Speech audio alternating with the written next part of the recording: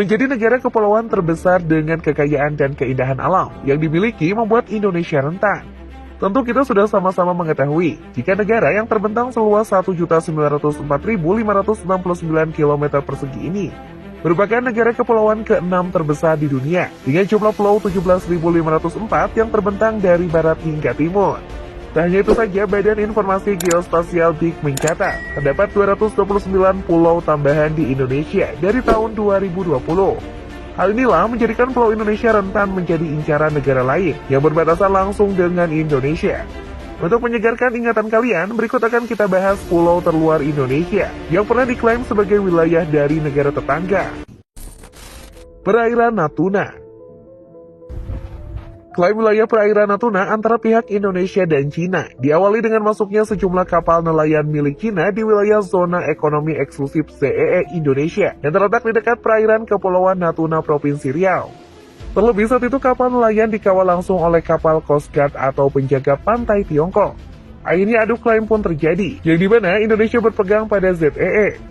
Sementara Cina hanya menjadikan 9 garis putus-putus atau 9 dash line sebagai patokan yang menyatakan perairan Natuna masuk dalam wilayahnya.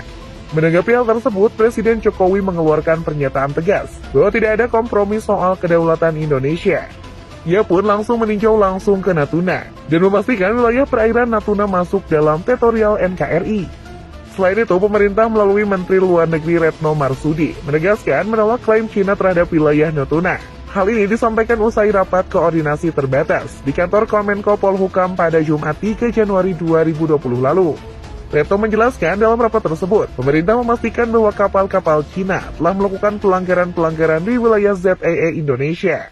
Tak hanya itu saja, Mahfud MD juga menegaskan, pemerintah Cina tidak bisa semena-mena mengklaim ZEE di Natuna dan membiarkan kapal-kapal nelayan Cina menangkap ikan dengan pengawalan Coast Guard negara tersebut di perairan Indonesia. Mahfud mengatakan dasar hukum kedaulatan Indonesia di perairan Laut Cina Selatan, diantaranya Natuna sudah jelas. Hal tersebut sudah diatur PBB melalui putusan United Nations Convention on Law of the Sea atau UNCLOS sejak tahun 1982. Blok Ambalat. Blok Ambalat yang terletak di Laut Sulawesi atau Selatan Makassar dan berada di dekat perpanjangan perbatasan darat antara Sabah, Malaysia dan Kalimantan Timur Indonesia juga menjadi perseteruan panjang antara Indonesia dan Malaysia loh.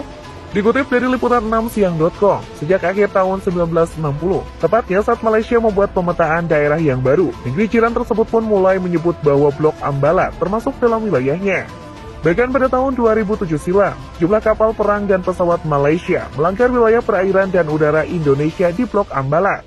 Tepatnya pada 24 Februari 2007, kapal perang Malaysia KD Budiman dengan kecepatan 10 knot memasuki wilayah Republik Indonesia sejauh 1 mil laut. Kemudian di hari yang sama, pukul 15.00 WITA, kapal perang KD Sir Perlis juga melintas dengan kecepatan 10 knot memasuki wilayah Republik Indonesia sejauh 2 mil laut. Setelah itu dibayang-bayangi KRI Welang dan kedua kapal berhasil diusir keluar wilayah Republik Indonesia. Tak hanya itu saja, pada November 2014 lalu, FIFA melaporkan pesawat perang Malaysia kerap melanggar batas wilayah di perairan Ambalat.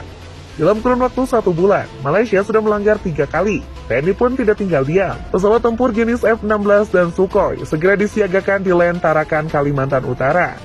Meski konflik kepemilikan wilayah masih tetap bergulir hingga puluhan tahun, jangan khawatir, diketahui Ambalat hingga saat ini masih berstatus milik Indonesia.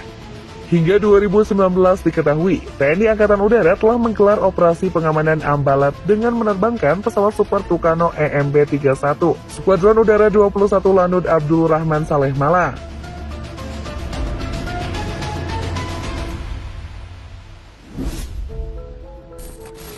Pulau Sebatik. Polemik batas negara Indonesia dengan Malaysia sejatinya telah ada sejak beberapa tahun lalu. Pulau Sebatik Kabupaten Nunukan, Kalimantan Utara juga sempat menjadi perebutan yang panjang.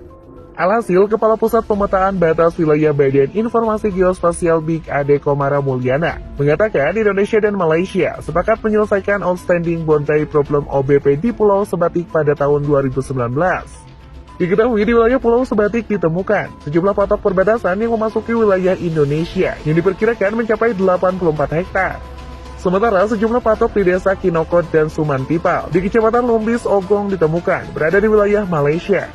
Ada menjelaskan bahwa Indonesia dan Malaysia telah menyepakati permasalahan tersebut. Sebagai solusi, pilar berbatas yang dibangun Inggris Belanda itu diganti dan akan dihancurkan.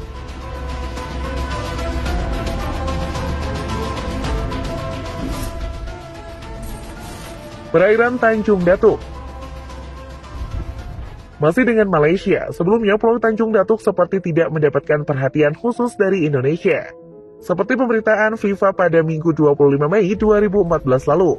Nama Tanjung Datuk baru disorot setelah TNI Angkatan Laut mengusir Malaysia yang membangun 3 tiang panjang setinggi 13 meter di perairan Tanjung Datuk. Kala itu titik koordinat 02.05.053N sampai 109.38.370 Bujur Timur atau sekitar 900 meter di depan patok SRTP 1 patok 01 diduga menjadi tempat dibangunnya mercusuar. Tapi sebelum itu tak banyak yang tahu soal wilayah di Kabupaten Sambas, Kalimantan Barat ini. Di pulau ini mulanya tidak memiliki aliran listrik, yang dimana di daerah tersebut harus menyalakan genset untuk mendapatkan listrik. Tentu saja bagi warga miskin ini sangat menyulitkan, bahkan jalannya sama sekali belum diaspal. Menyikapi pembangunan mercusuar Malaysia di Tanjung Datuk, pemerintah RI dan Malaysia telah menyelesaikannya dengan cara damai. Dan Muldoko sebagai Panglima TNI kala itu telah menegaskan jika wilayah itu masih masuk dalam wilayah Indonesia.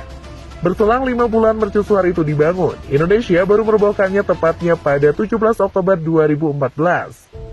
Hal ini dikonfirmasi kepada Dinas Penerangan TNI Angkatan Laut. Menahan Simorangkir mengatakan menara suar yang sempat dibangun oleh Malaysia di Tanjung Datuk, Kalimantan Barat sudah dibongkar.